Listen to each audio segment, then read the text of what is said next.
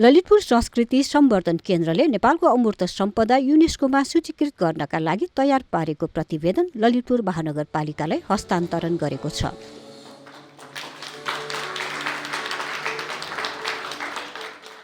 शनिबार पुल्चोकमा भएको केन्द्रको 9औं स्थापना दिवसको कार्यक्रममा केन्द्रका अध्यक्ष बदनलाल न्याछ्योले महानगरपालिकाका प्रमुख चिरीबाबु महर्जनलाई प्रतिवेदन हस्तान्तरण गर्नुभएको थियो। स्थापना दिवसको कार्यक्रममा बोल्दै महानगरका प्रमुख चिरीबाबु महर्जनले ललितपुर महानगरले मूर्त अमूर्त सम्पदा संरक्षणका लागि उल्लेखनीय काम गरिरहेको बताउँदै आफ्नै कार्यकालमा युनेस्कोमा नेपालको अमूर्त सम्पदा सूचीकृत गर्नका लागि केन्द्रले काम गर्न सकोस् भन्दै यसका लागि महानगरपालिकाले पनि सक्दो सहयोग गर्ने प्रतिबद्धता व्यक्त गर्नुभयो। बदनलालजी र ललितपुर संस्कृति प्रवर्धन केन्द्रले चाहिँ यो जिम्मा लिइदिनु भएको हुनाले म चाहिँ औधी खुसी छु, एकदम खुसी छु। र मैले उहाँलाई भनेको छु, तपाईँले चाहिँ तपाईँहरूको मगज प्रयोग गर्नुहोस्, तपाईँले चाहिँ तपाईँहरूको वर्कम्यानसिप युज गर्नुहोस्, तपाईँको दक्षता प्रयोग गर्नुहोस् र कुनै न कुनै एउटा नेपालको कुनै न कुनै एउटा चिजलाई चाहिँ युनेस्कोको अमूर्त संस्कृतिमा चाहिँ दर्ज गर्नु। अङ्ग्रेजीमा भन्छ नि by hook or by crook भन्छ नि होइन, जसरी हुन्छ एउटा गर भन्ने चाहिँ मैले उहाँहरूसँग चाहिँ अनुरोध गरेँ र उहाँले पनि हुन्छ भनेर उहाँहरू लाग्नुभयो। र अहिलेको सन्दर्भमा यो स्टेजमा त्यहाँ चाहिँ धेरै धेरै परिच्छेदहरूमध्ये धेरै दफाहरूमध्ये एउटा दफा चाहिँ अलमोस्ट कम्प्लिट हो भनेपछि योभन्दा तफसिलको कुरा त अझ धेरै पो बाँकी रहेछ। भर्खर उहाँले भन्नुहुँदाखेरि मलाई चाहिँ अलिक कस्तो कस्तो लाग्यो।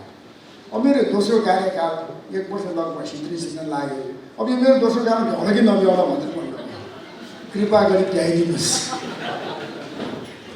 मेरो यो कार्यकालमा चाहिँ कतिमा पनि युनेस्कोमा नेपालको अमूर्त संस्कृति एउटा चाहिँ दर्ज भयो, रेकर्ड भयो भन्ने पारिदिनुको निमित्त मैले यहाँलाई एकदमै अनुरोध गरेँ।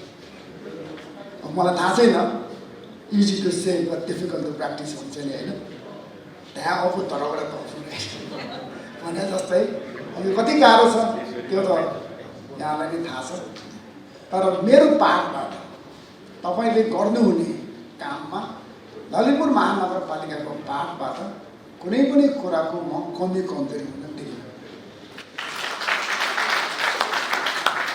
कार्यक्रममा केन्द्रका अध्यक्ष बदनलाल न्याछ्योले 8 महिना लगाएर तयार पारेको प्रतिवेदनका बारेमा आफ्नो प्रस्तुतिकरण राख्नु भएको थियो। कार्यक्रममा संस्कृति शिरोमणि हरिराम जोशी, पूर्व मन्त्री रिद्धिबाबा प्रधान, नेपाल हस्तकला महासङ्घका अध्यक्ष प्रचण्ड साक्य, लोटस रिसर्च सेन्टरका प्रमुख डाक्टर वज्रराज साक्य, यला जातीय समाजका संयोजक विष्णु सिकर्मी, केन्द्रका उपाध्यक्ष नवराज अमात्य, महासचिव सुवर्णमान अमात्यले अमूर्त सम्पदाको संरक्षणमा जोड दिनुभएको थियो। कार्यक्रममा रुद्र ताम्राकार सहितको कलाकारको समूहले ललितपुरका राजा सिद्धि नरसिंह मल्लद्वारा रचित गीत तथा वाद्यवादनको प्रस्तुति राख्नु भएको थियो। यसभन्दा अघि 8औं स्थापना दिवसको कार्यक्रममा केन्द्रले अमूर्त सम्पदा युनेस्कोमा सूचीकृत गर्नका लागि सरोकारवालाहरूसँग व्यापक छलफल गोष्ठी गरेको थियो भने त्यही गोष्ठी पश्चात ललितपुर महानगरपालिकाको तत्त्वावधानमा केन्द्रले प्रतिवेदन तयार पारेको हो।